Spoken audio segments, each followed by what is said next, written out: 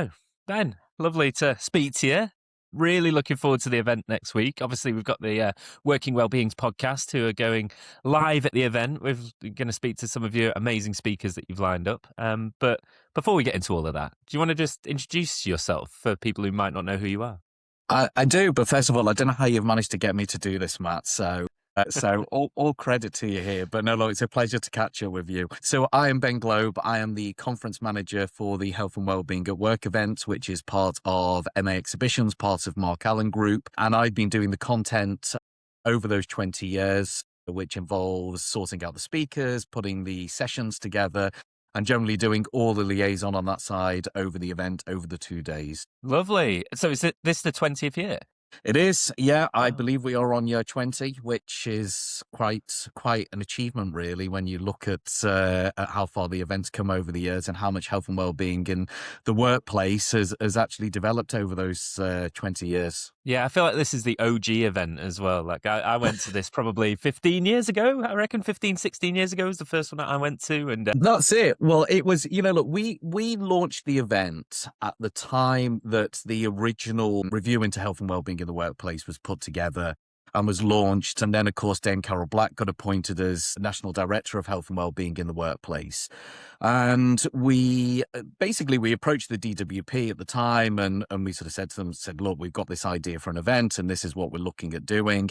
And they were fully behind it, and we launched the event. And essentially, you're right, it is the OG event. It is the largest event of its kind, it's offering over the 2 days for people to come to. And it really is an immersive, great opportunity. If you are involved in workplace health and well-being, whatever angle you are, whether, you are a dedicated practitioner, be it occupational health, health and safety, HR, whether you are just somebody that looks after staff that's got an interest in it, there's something for everybody. It really is a great 2 days for everybody to come and attend. love it. And we've seen other events come and go during that 2 decades. So why has this one particularly resonated with people and sticks around?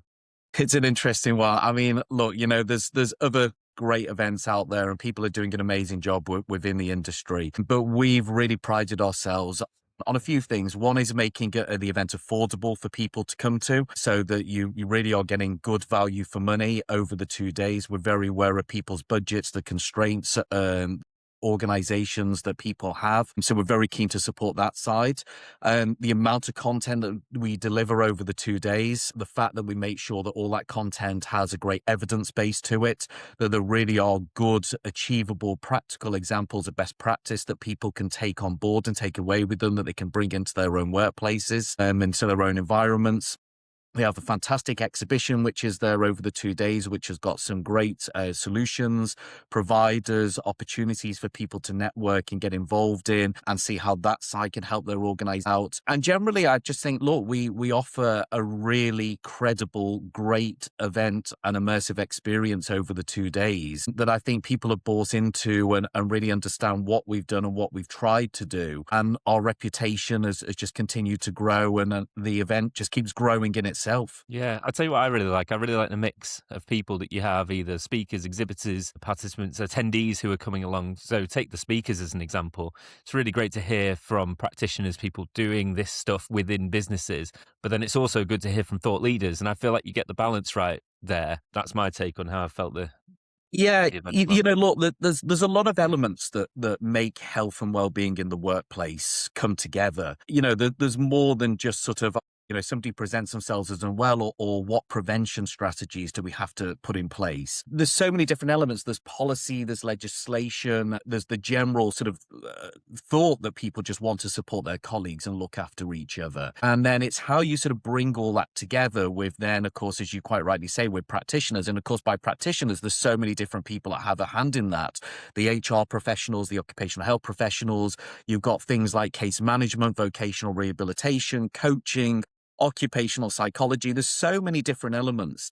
And I think that's one of my hardest jobs and one of my difficult things that I've got to do is that when I'm putting that program together and I sort of think, well, what topics are big at the moment, or what do people need help with, or where do we need to put something on the program?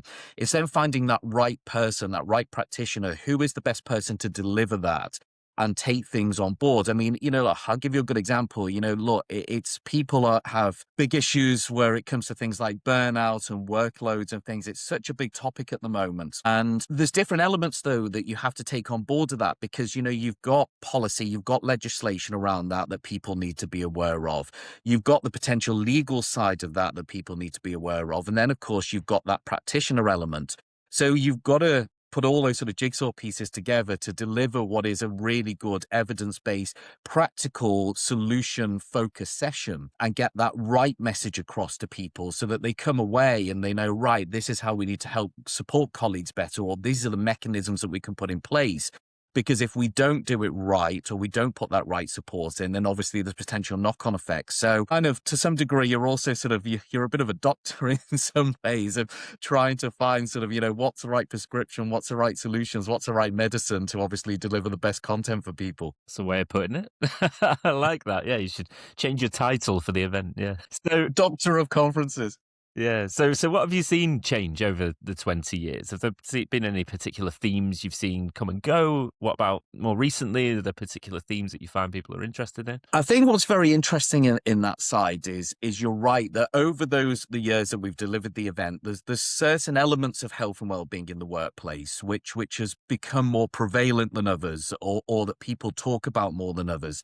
I mean, when we launched the event, one of the biggest things that was happening around that time was supporting people that have disabilities in the workplace that may need some special assistance and, sort of adaptations or things that can obviously make their working experience better. That was very much something that was a big focus at that period of time, which of course it still is. But, there was new legislation coming through at that time period. So it was very much on sort of people's thought process at that time, and kind of what we've tried to do as an event. As we sort of said, okay, look, some of these things at different time periods will be, say, more prevalent than others because of, say, legislation coming through. But there's obviously such a bigger, wider picture that's happening. And actually, there's so many other elements in trying to sort of educate people and let them know. Of course, mental health has become bigger and has been bigger talking points at different times. Some health conditions, because of whatever may be happening nationally, or something may have happened in the press or something, may become big at one time. I mean, a very interesting point, we were originally putting sessions on from very early days around supporting people in the workplace that were maybe transitioning, and how that conversation will come through. And at that period, then, when we were doing those sessions, people weren't talking about that as much. It wasn't, sort of, such a thing that people were supporting in the same way that they do now. And I mean, again, the same with EDI things, we've been pushing from the very beginning of where people can make really good changes on supporting how we can support women better in the workplace. All these things we've really championed from the beginning and put sessions and speakers and things out there to get those messages across, that I'm extremely proud of, really. But yeah, look, things have come and gone on agendas more than others, particularly at the moment. Burnout is one of the biggest things that people are talking about, generally mental health, particularly coming out of the pandemic, that had a big effect on people, also around financial well-being at the same time. One of the biggest challenges is always trying to find, look, what are things that are happening or going to be coming, these big topics that people are going to be talking about, and why? Because, keeping an eye on legislation that's happening, policy that's being developed, and making sure that we're staying ahead of that curve. And I think we do a really good job of that, and people have seen the difference that we've tried to make over the 20 years. Yeah, I like that. I like that. So your job's almost to reflect what's going on in the industry and bring that to the fore, but at the same time, look ahead and almost curate what you think the future might hold in terms of the things that are going on in this space as well. That's it. And, you've got Sir Charlie Mayfield's big review at the moment. I mean, that's one of the biggest talking points at the moment. And what he's obviously asking from organizations and what that review is trying to get across is something that we've been trying to get across for, however many years that we've been trying to do it, and sort of saying to organizations. I remember I did a LinkedIn post that when the review was launched a few months ago, I said, look, what you're being asked, or what potentially organizations, businesses are being asked to do that's coming out of this review, we've sort of been trying to gear you up for that, anticipating that this is maybe what's going to happen and what's going on out there. And that's it. I think we've done an amazing job of that. And I can only say to people, look, there's obviously financial commitment to leaving the office for 2 days. There's a staffing requirement for bringing people out the office for 2 days. Bring here is real great work, solutions, evidence, and opportunities for people to really support their staff, support organizations better, to stay ahead of the curve on some of these things coming through, and actually just make better working environments that helps everybody in the long term. Yeah, and the thing I love about it, there's still a place for face to face, right? So Yeah, we're doing this virtually. We're spend our lives on Teams and Zoom. We've got AI, which is creeping in and taking over the world, but there's still a place for human connection. absolutely. I mean, look, we still have people that have challenges coming out of the pandemic. That's something also we've got to be aware of. Generally people working patterns have changed, how people do things. Again, another big thing that's come out of the pandemic. Human interaction and actually networking and being able to share good practice and best practice together. It's such a great opportunity. And there are so many amazing names, on the speaker side, on the exhibition side, generally of some of the organizations and people like yourself that support the event that are fountains of knowledge and offer such great abilities and practicalities that people can understand and take away with them. So, it's such a good opportunity to get people together. And that's why we encourage people to try and come if they can, and hopefully support the event and learn so much from each other. Love it. I love it. I love that it's not in London. Everything's in London. So I love that it's further up north, although not. We were the Brits. We were the Brits before it was the Brits. We were moving out of London. But look, it's Birmingham in itself as a city is a great city. Again, a city that's developed so much over 20 years as well. But the NEC is a very central point. It's easy to get to, whether you're flying, whether you're train, whether you're driving. It's a great central place for people to come to. And people do come from all over the place. I mean, we've had delegates coming from the Middle East, from Europe. We've had as far as Australia, New Zealand. We've had delegates coming from before. So it's just a great immersive experience. Yeah. And I feel like that, back to that connection, I speak to a lot of people doing these kind of roles within organizations, whether it's HR, occupational health, and all the rest of it. And it can be lonely sometimes, especially if you're in a slightly smaller organization. But even some of the bigger ones, they're doing it on their own. They don't necessarily have a team to bounce things off. And just that ability to step out of that role for a couple of days and see what else is going on, connect to other people, share some of your thoughts. And yeah, it can reduce imposter syndrome, I think, would be one of the things, but also reduce that loneliness and that feeling of Yeah, isolation. absolutely. I mean, look, there's a lot of emphasis and things that people working within the space of workplace health and well-being need to take on board. I mean, I talked about it before, the whole policy side, the legislation side, where legality comes into it and things. And that's a very hard job to balance all of those things while at the same time trying to do right by people and also do right by the organization. It's a tough balancing act. In some cases, it can be a thankless task. And that, as you say, that makes the event also a great opportunity for people, because we want you to obviously come and learn, but also we want you to switch off. I mean, we've got a great well-being village that we've got available over the 2 days. We've got a sensory lounge that we've got available over the 2 days. So as much as we're giving people the ability to actually come here and network and learn, it's also a good opportunity to actually take a day out, a couple of days out, to actually think about yourself and sort of, have that space to network with people, or grab a bit of something that's hopefully going to help you switch off a little bit and chill over those 2 days.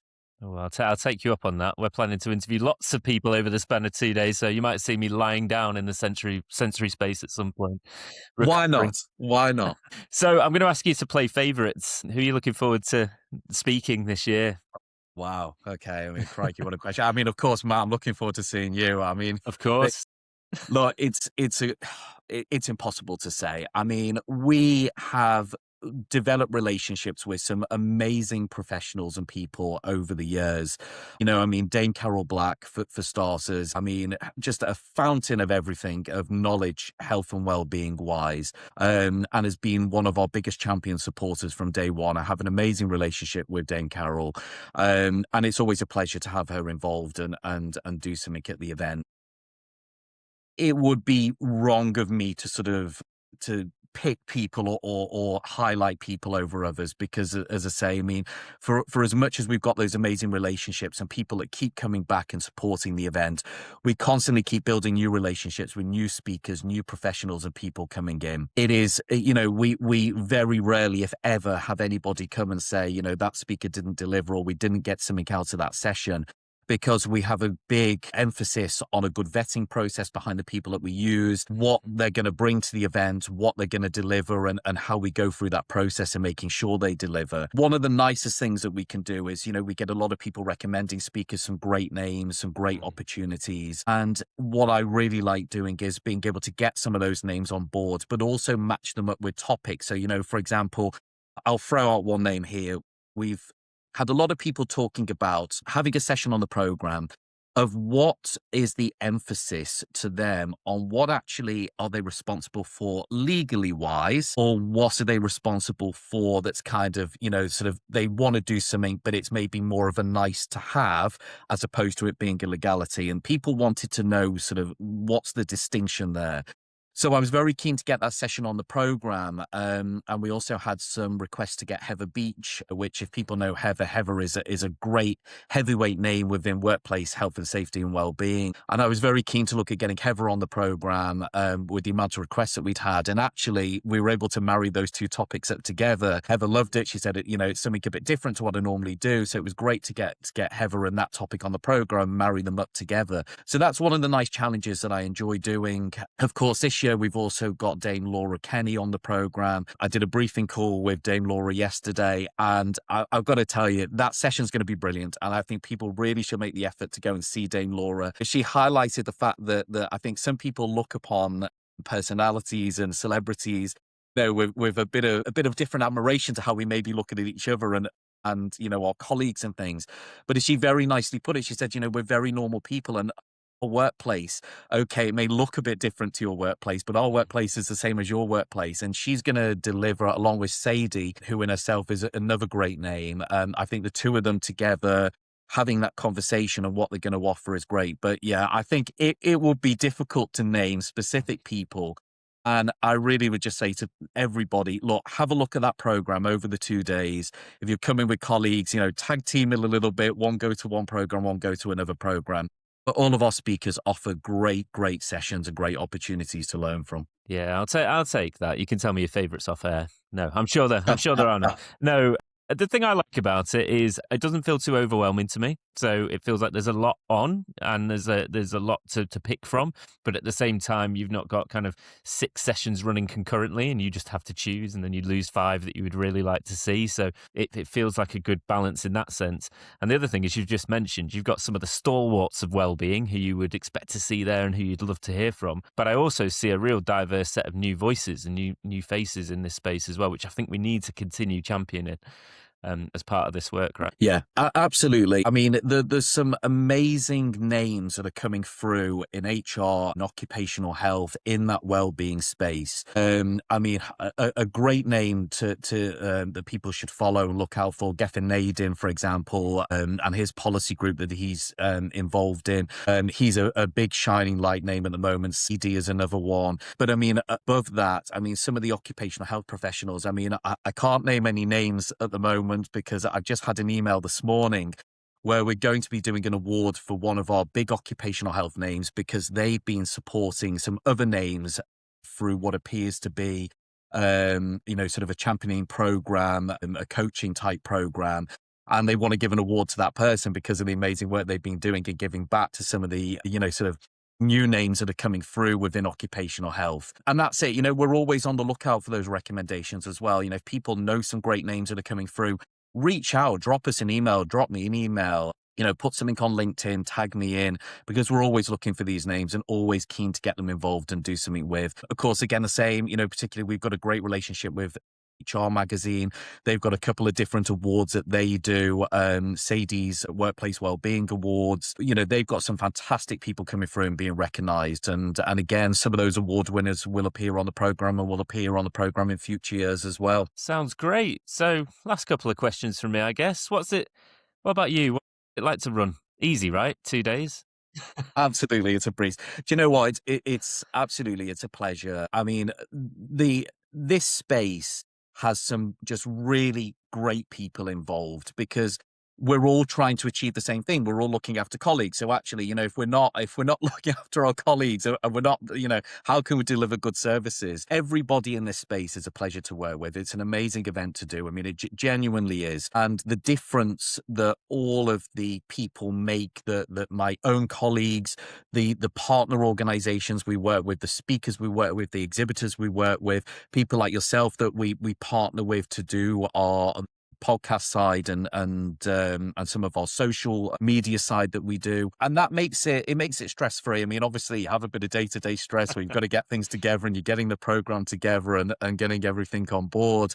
But the people make this a really great, nice experience from my, as I say, and, big shout out to my own internal colleagues, people that have come and gone over the years where they've gone to different events. We couldn't have got to where we've got to all these years without the help and support of everybody. And it truly is appreciated. Yeah. I don't believe you for 1 second it's stress-free, but hey, you can say it. But it's worth it, right? It's worth had it. more hair when we first started, Matt. Great. So I guess the final questions really would be, there's still time to book, right? It's only next week, but there's still tickets available? Absolutely so. I mean, they are limited now, but you can still register on the website, healthwellbeingwork.co.uk. It is a very nominal price to attend for people, we hope, and we will continue to make it affordable to get people there. Please come along and support us. But registration still available. You can still come along on the day and register as well. It's a great 2 days. Honestly hope to see you there. And of course, if you do come, you see me about, please come and give us a shout and say hello. And you'll be stress-free. Absolutely. Well, you're doing it. I love it. I love it. I just wanted to, before we finish up, say a massive thank you as well for inviting us to record the podcast there. It's a really great opportunity. I love it because I get, I watch a number of the sessions. I try and get to as many of the sessions as I possibly can between interviewing people on the podcast. And I've always left the sessions like it's whet my appetite. I want to ask them more questions, right? So it's amazing when we get some of these speakers then step into the podcast booth and I can have a bit more of an in-depth discussion. Plus, we can take that outside of the event and put it on our socials and all this side of things as well. So yeah, I think it's a good point actually, Matt, that every year's event nicely leads and builds into the next year's event, because as much as people get some really great stuff out of attending, it of course brings up new questions, new ideas, new thoughts that people need to take on board, and it leads very nicely. So it's just a nice revolving door. So yeah, great to hear that. And thanks for coming on the podcast. We finally got you. Yeah, you did indeed. I was literally chasing you around the event last year. And you avoided me. You did. So, yeah, we got you eventually. You did. Look, it's a pleasure. No, honestly, you guys do amazing work. And look, if anybody's out there that hasn't listened to the podcast before, and this is one of the first ones you listened to, really great opportunities, some really good solutions as well via the podcast and great information takeaways. So support Matt and give them a listen. Really appreciate that. Thanks, Ben. Thank you, Matt.